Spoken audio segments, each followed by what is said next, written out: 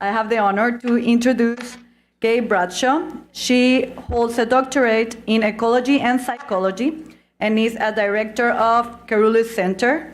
And her work on elephants, chimpanzees, parrots, and other animals are frequently featured in media like New York Times, National Geographic, and she is the first scientist who first identified post-traumatic stress disorder, PTSD, in free-living African elephant. And today she will be speaking about the shared passions of elephants and people. Kay Bradshaw.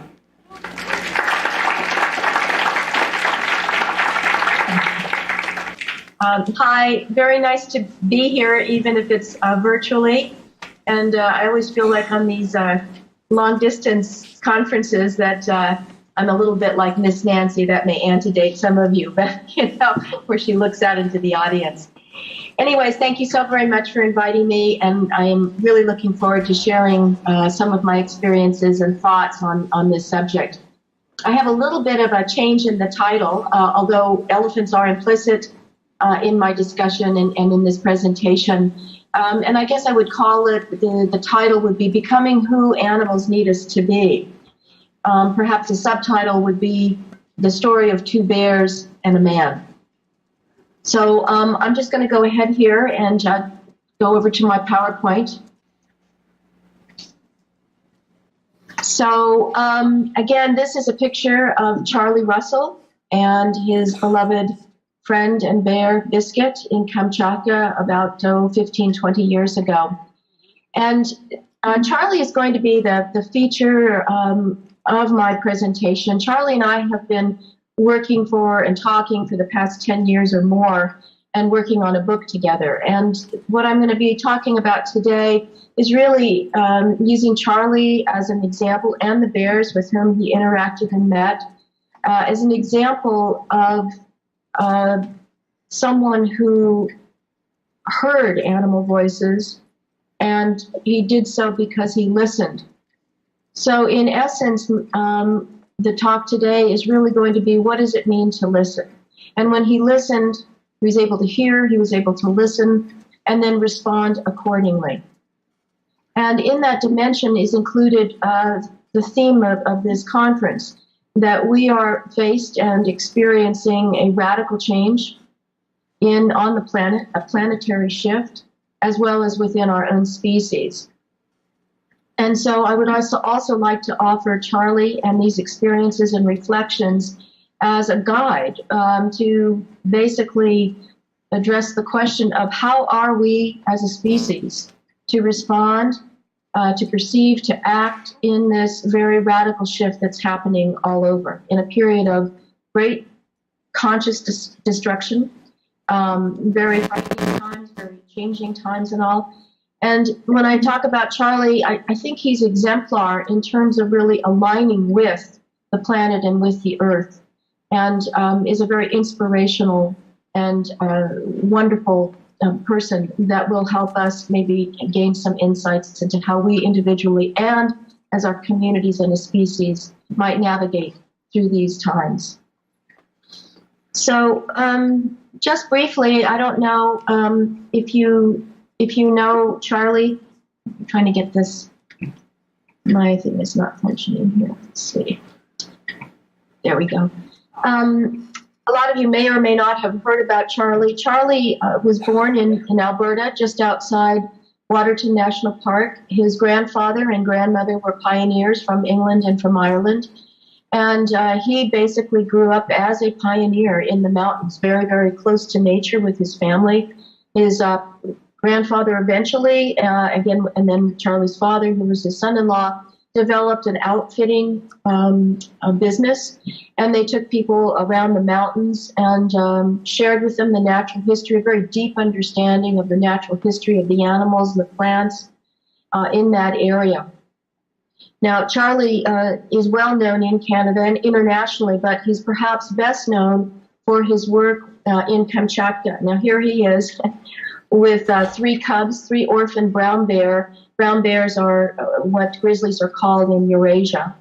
And for 10 years, he lived in Kamchatka, and he rescued 10 baby bears whose mothers had been shot, and they were brought to zoos, and they were going to be killed. And so he rescued them, and he built a cabin that you can see part of it here in Kamchatka, and helped heal them from their trauma and raise them to be able to live in grizzly bear or in brown bear society.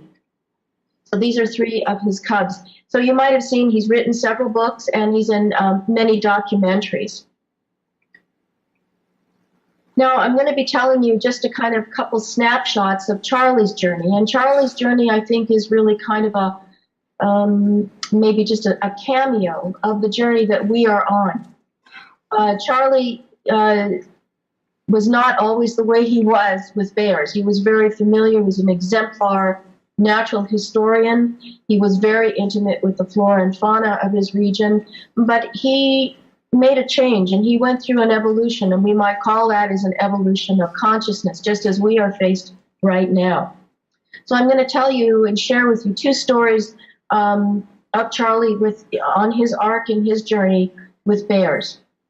Now, the first is what we have called the black bear of Horseshoe Peak.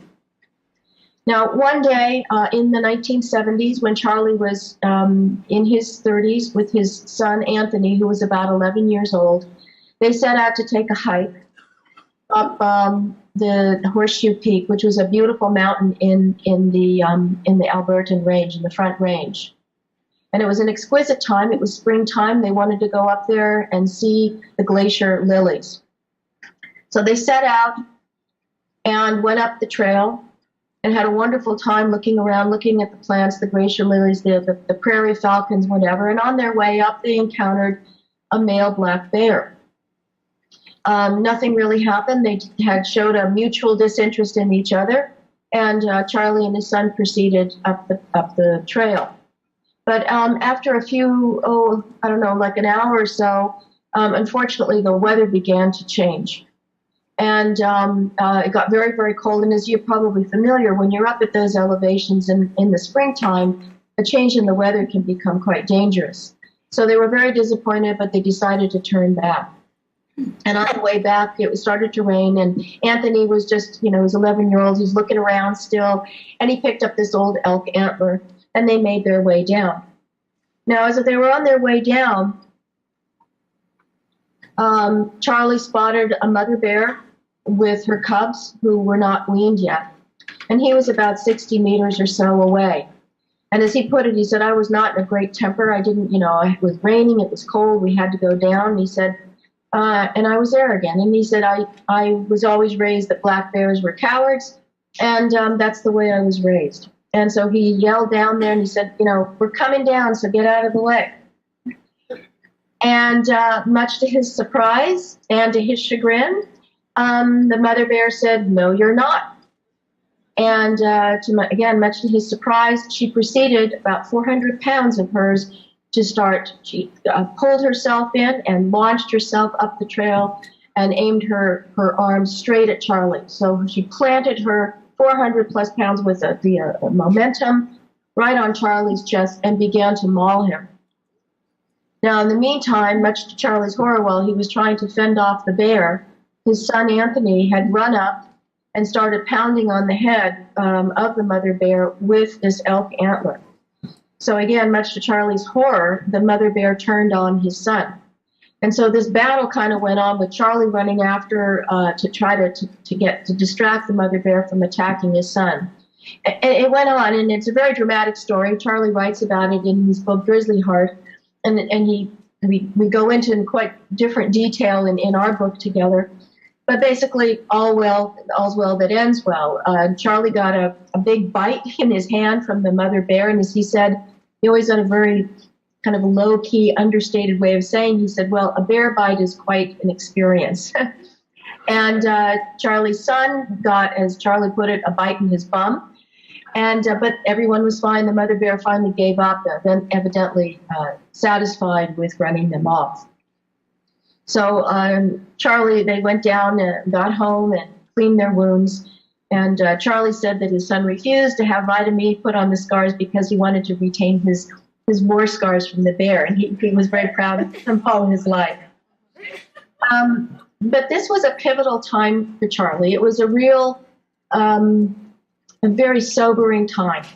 And he looked back and he did like he always did in all of his experiences. This event changed him. And he looked back and he reflected on what really happened.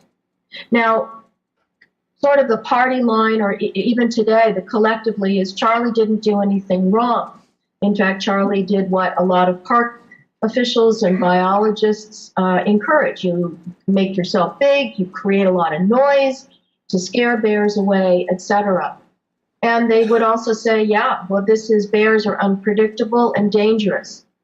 And certainly bears are dangerous in the sense of they can do damage. We do damage too, only with guns. But Charlie, this was very important to him because he said, no, they're not unpredictable at all. And they're not dangerous in the sense of they're out to get us. So when he reflected on this, this is what he realized, is that it really wasn't about the mother bear. It was about him. And he said, when you look at it from the mother bear's perspective, and here I'm going to interject some of my perspective from the neurosciences and neuropsychology, very conservative science, that the mother bear, when you look from her perspective, she and all other animals, including invertebrates such as the octopus, and this has been codified by a group of neuroscientists in 2012 who stood on the steps of Cambridge University in the UK and declared the Cambridge Declaration of Consciousness, I think it was called. And basically they said they have, bears, octopus, elephants, whatever, they have the same brain structures and processes that govern cognition, emotion, consciousness, and behavior that we do. Of course, this is reified in the very routine practice of animal models. Now, animal models is the routine use of non-humans, monkeys, cats, rats, even horseshoe crabs, as surrogates for humans in experiments to understand the human mind and body. So there are billions of dollars spent on studying rats and mice, even fruit flies, for the very purpose of understanding ourselves. And the reason we do not use ourselves in those cases to look at developmental psychopathology and da-da-da-da-da is because those kinds of experiments as an exploitation are considered to be unethical. So tacitly, all of science understands that there is a unitary model of brain, mind, and behavior. And I call that transspecies psychology to bring attention to the fact that science is used selectively because it will not recognize openly this kind of comparability. So then, from that perspective then, the mother bear had all the gears that we do in terms of what was going on. And Charlie talked about it as saying she shows, as all of animals do, very, very keen emotional intelligence. That's a term that Daniel Goldman, a psychologist, developed many years ago. So the 4 criteria of emotional intelligence is this. The mother bear showed first self-awareness. Now, that's a very important quality when you are having to navigate anywhere. It's a self-awareness in terms of her psychological capacity and state, as well as her physical capacity and state. Because if you're going to engage in any kind of activity, whether it's foraging for food or, in this case, going to be physically engaging in combat with an adversary, you have to know, are you able to take this on? Because if you get injured in the wild, it typically leads to a fatality, if not immediately, later, because you're at a disadvantage. And she was particularly at risk and a disadvantage because she had cubs. So if something happened to her, even if she was injured, that would impair her ability to protect and forage and support her children. So her decision to attack Charlie was a very calculated and a very serious kind of act. The other component in emotional intelligence is empathy. And typically we think of empathy as these nice, warm, pro-social feelings, but in the sense of empathy is being able to tap in and assess and understand how another individual is feeling. In this case, the mother bear had to be able to assess who Charlie was. Who is this man? Now, she obviously saw them as a threat, and he was a threat. Now, Charlie would never have done anything for physical harm. But again, we have to think back that In her experience, particularly a white man, modern now, was, for most cases, the agent of destruction and killing of probably her mother. Every year there's massive hunting and stalking. And this is not just experiential memory. This has to do with genetic memory that gets passed on for generation after generation. So we can see that when we're looking at a bear today or an elephant of today, everything that I'm saying right now holds for the elephants as well. And indeed, my elephant really launched me into this broader exploration of other fauna. So when we look from that perspective, then you have to understand that for at least 500 years or more, with the European colonization and occupation and appropriation in North America as well as elsewhere, wildlife has been under siege. And we would call it, this is Maria Yellowhorse Braveheart, psychologist calls it historical trauma. She coined that term referent to tribal humans who have also been subject to European genocide. So the mother bear showed and embodies self-awareness, empathy, and a third component is affect regulation. In other words, the ability to regulate one's emotions. And that is very important. She was obviously on edge. And as Charlie noted, that male bear that they encountered on the way up, he realized that she had probably been in a fight with him because he was interested in having a relationship with her, but she was still protecting. She had not completed weaning. Her children were not weaned yet. So she had been in a fight with him. So when Charlie came down, she was already on edge. And yet to design a particular act, which was very risky, really required focusing, not just roar, but being able to regulate one's affect and emotions. And she showed that. And then finally, the fourth that Goldman pointed out was this notion of integrating, the ability to do this. Now, I just did this I want to give this analysis from the neuropsychology because that's a very conventional scientific interpretation. Well, conventional meaning within the bounds of science. It's not really openly recognized in that way. So we get a very different picture just from looking from the inside out from science's perspective. That wasn't all. Charlie really, what was the shift for Charlie was really himself, understanding that it was his arrogance, as he said, his arrogance, his assumption of human privilege, and not even seeing her, just seeing that this was a black bear out of the way. She was this form for him to push aside in order to get his way. So this incident right here was pivotal, and it put Charlie on a completely different path and trajectory.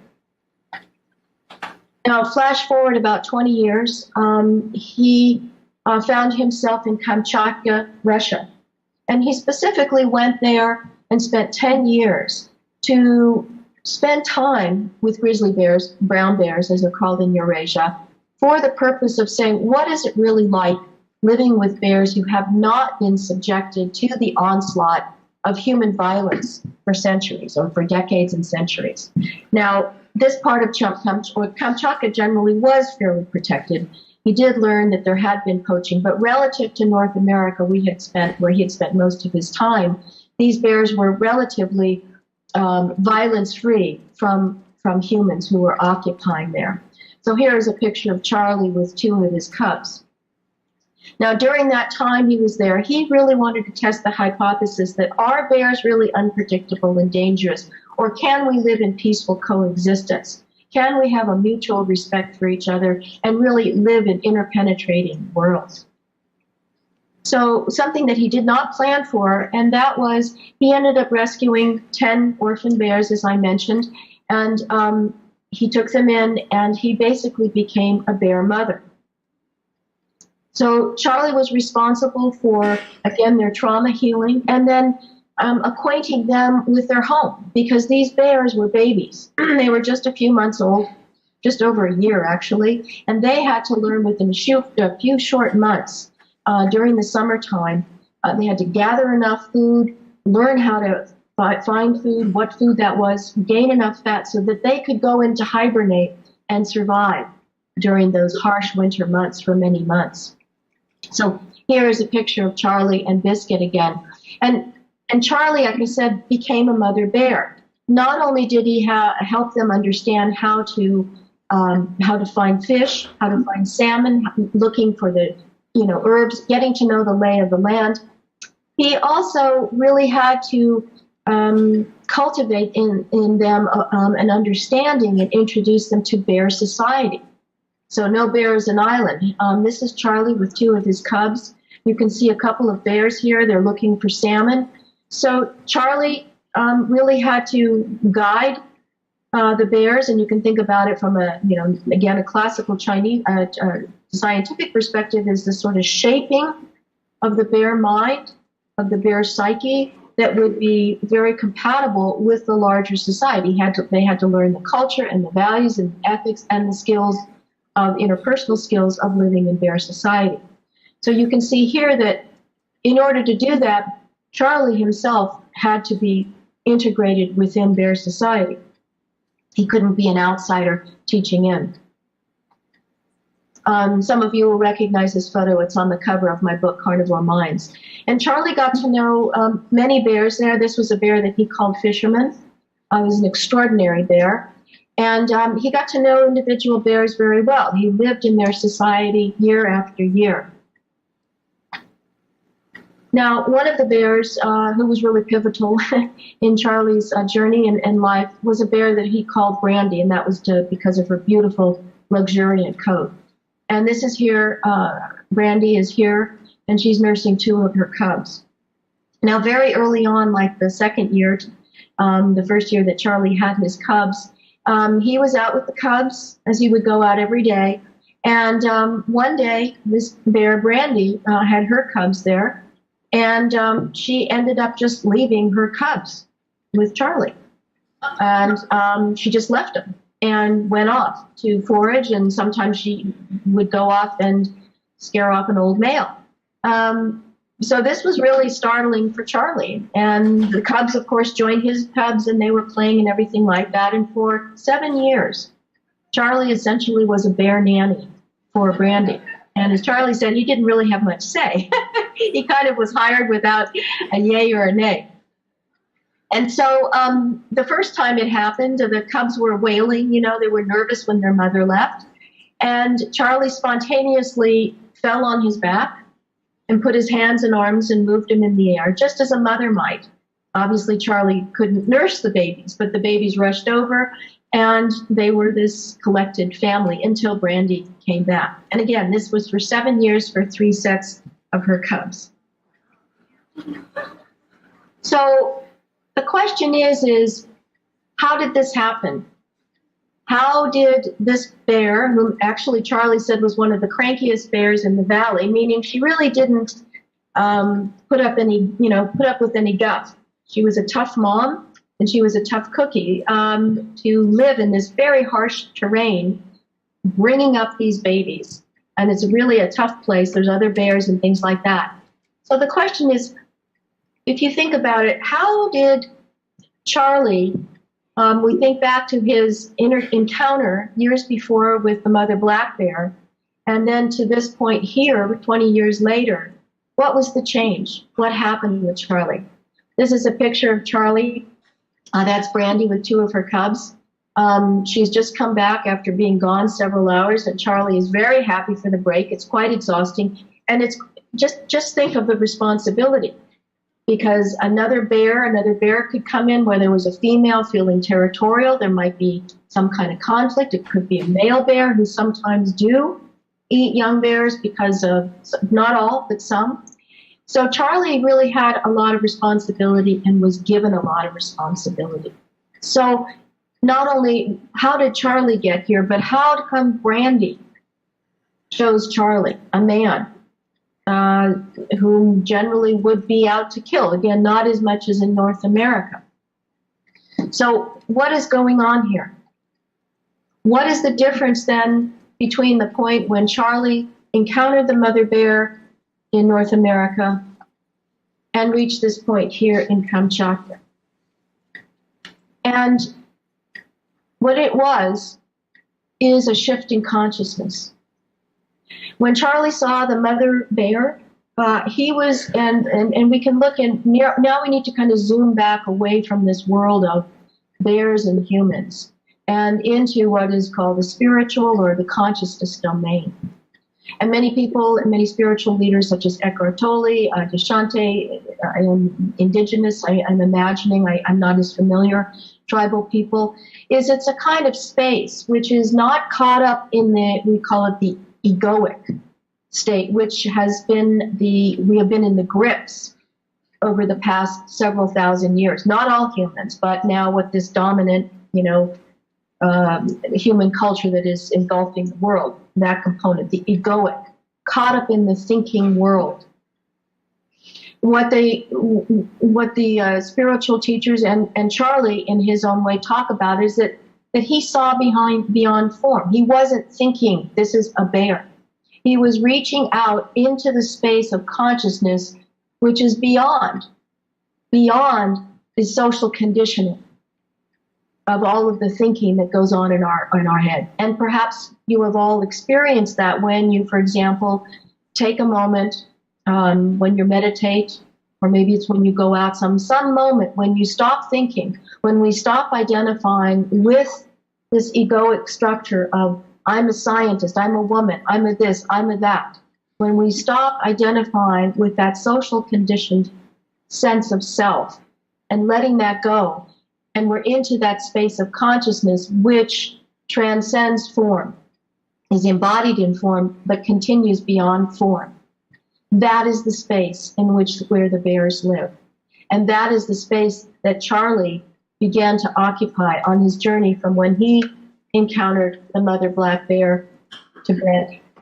And that is what Brandy picked up, because he was functioning in that space. And that is really what opens up into this world. And that is how Charlie began to listen, and he began to really hear. And in that way, he has been able to hear what bears are. And this comes into the title of my talk, that becoming who animals need us to be. The first thing that I will assert is that the animals in the earth need us to rejoin, to let go of this old paradigm that is coming to an end. People talk about the world's coming. The world as we know it is different, is very, very different, coming to the end. But what is emerging and what we are being called for, I believe, is coming back into that oneness with all of the earth. And Charlie is a perfect example. A lot of times in the there's a spiritual domain, at least this has been my experience, and there's a rather abstract. It may extend to the interpersonal human. But Charlie demonstrates that this is what we are called for all of nature, that the oneness does not mean just an empathetic and a close and pro-social openness with our conspecifics, other members of our species. But the true openness and the true consciousness transcends all species, all forms.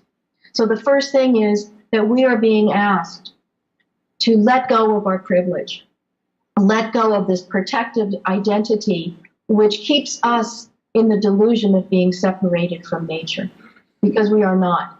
And we can join into that by dropping that.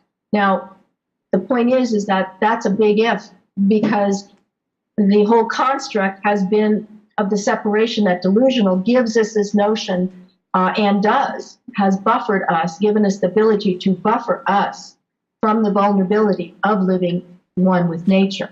But ironically, or sort of paradoxically, by letting go of that privilege, by opening ourselves to the vulnerability of being open and not using human privilege as a weapon of separation and as a weapon of exploitation, we are joined into a greater sense of security, because we are now in the space of oneness with the rest of nature. And this right here is another example of Charlie with the bears. Look at this in particular. Charlie talked about, when you're in nature, he said one of the key things is being nonchalant, because you're part of nature. Charlie saw himself as part of nature. He did not see himself apart. And I bring this picture back because look, the bears are off doing their thing, Charlie's doing their thing, and yet they are in that same space of consciousness. They're aware of each other, they have care and respect and love for each other, and yet they have their lives. So this was rather kind of a quick, overview, but I wanted to show and kind of offer that there is a path, and it's a really is a path that calls us to be in accompaniment. That's another concept, another term for standing by the side of the animals, as Charlie did, standing by the side of the earth, and serving nature, serving the planet in these very difficult times. But I believe by serving in that way, dropping our privilege, opening ourselves up in that way to the consciousness, living in the space of consciousness without the thinking, doesn't mean we can't engage our analytical powers. But when you come from that space of consciousness, there's a completely different reframing of the problem in that way. So I'd like to thank you, and I encourage you to read Charlie's books. Our book will be coming out, but unfortunately, Charlie passed in May. He was not eaten by a bear, which most people predicted, but I do feel that Charlie is with us today. Thank you very much.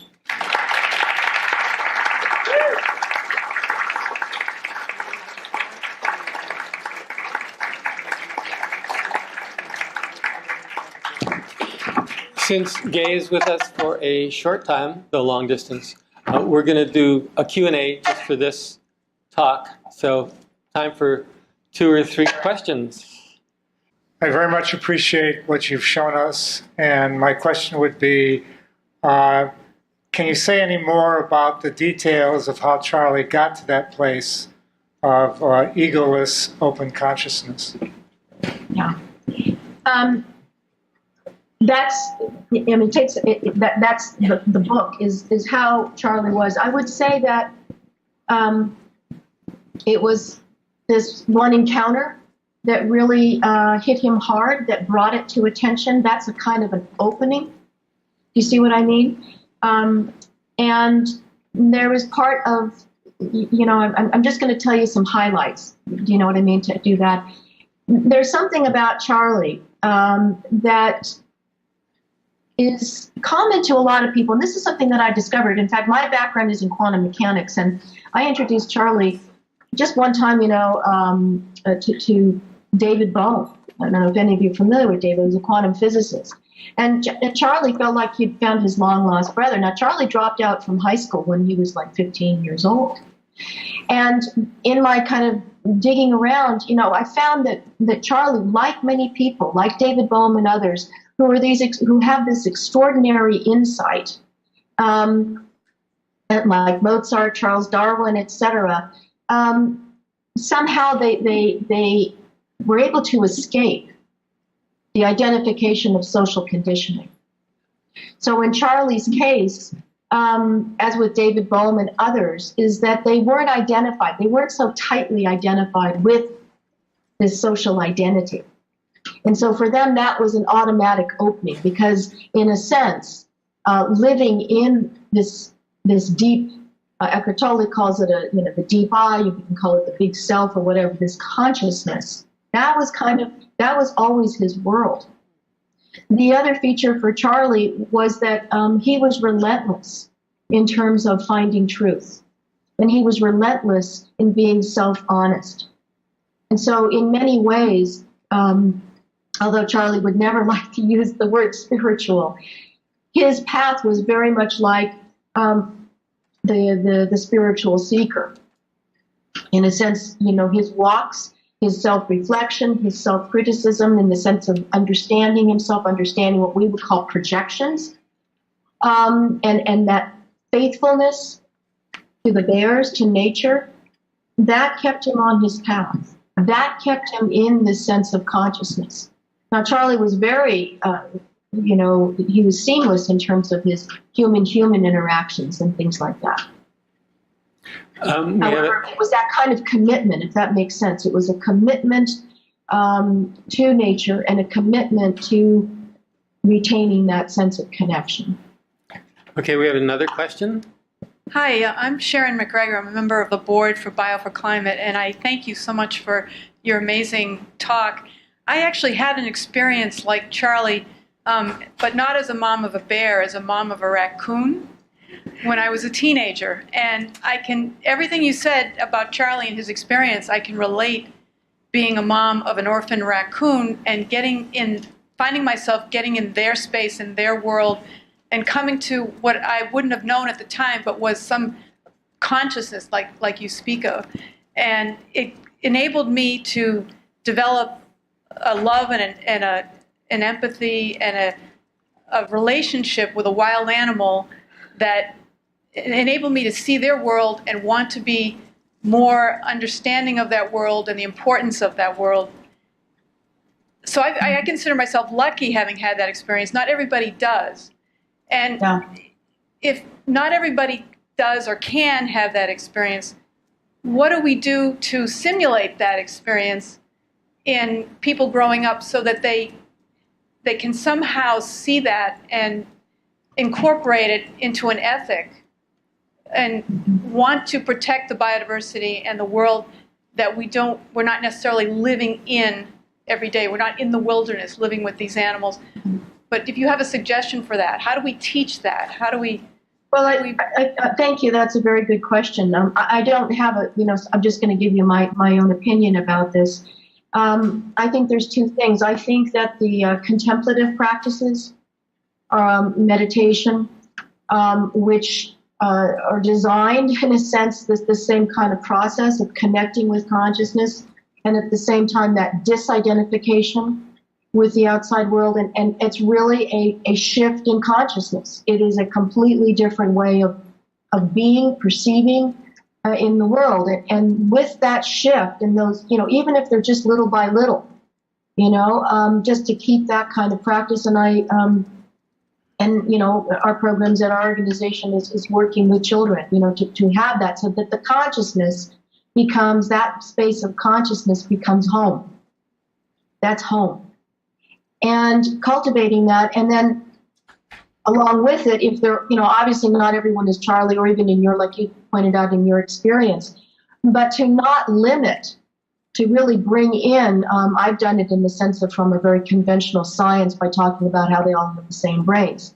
I don't think that's it, but it's a portal. But to not limit and not to see ourselves as human, that we happen to be. John Seed said that.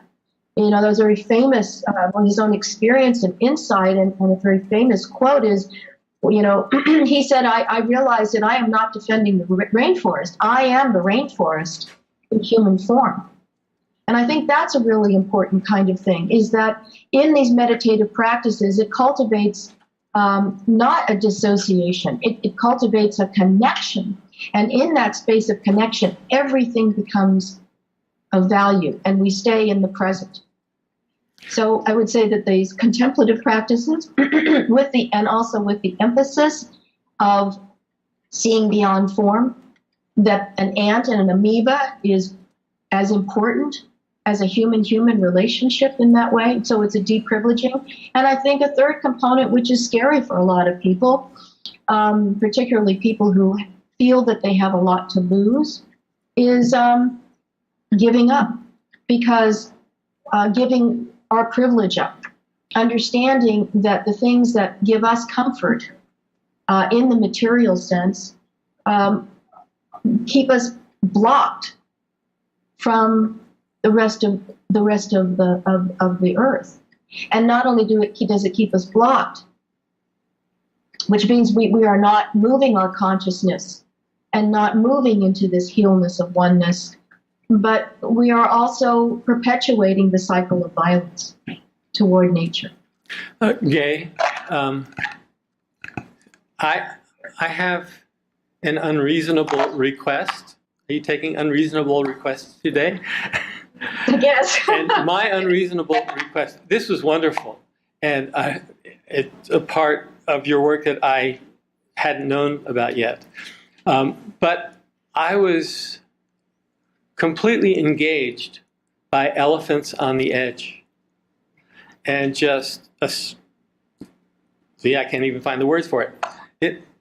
and just the way our psychologies mesh. Another example of our similar brains. And I'm wondering if you could give a 5-minute précis of elephants on the edge. Oh, okay. I'd be happy to. I'll try to make it 5 minutes. I entered into this realm and the discovery of elephant PTSD.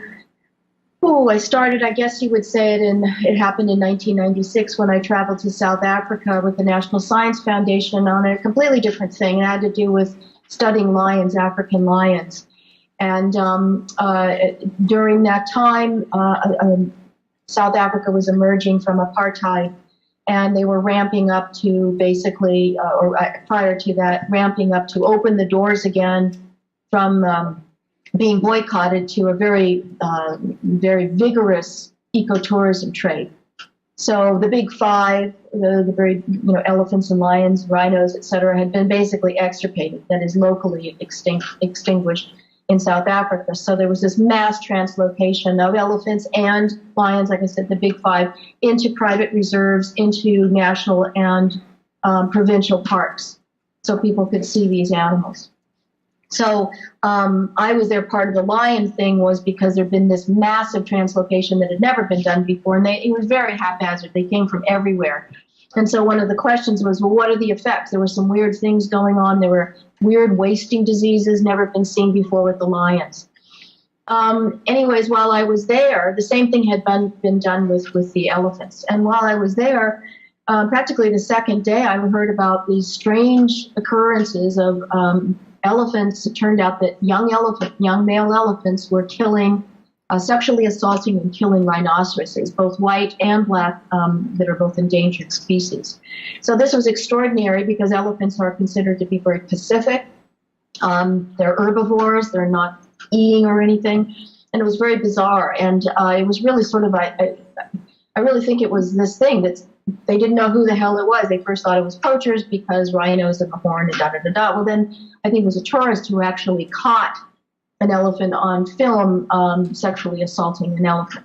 So anyways, I returned home, and that stuck in my head, and that was really the seed again for my my doctorate in psychology. And I'll harken back, when the first gentleman asked me a question about, how did Charlie get this way? Well, I'm a little bit like Charlie in that way, and perhaps David Bohm in the sense of that, within a very narrow sense, I don't have, if you look at my CV, it looks kind of crazy. I've got all sorts of different, disciplines that I pursued. And so I didn't really have an adherence or any kind of investment in a particular kind of academic field or academic view. And so my goal in this quest was to really understand, to integrate my personal experience, which was, I call transpecies, very much the way Charlie talks about when I was growing up, not with bears, but with tortoises and cats and dogs and parrots and planaria, etc. With my collective experience, which was as a scientist, a professional, and there was a dissonance there.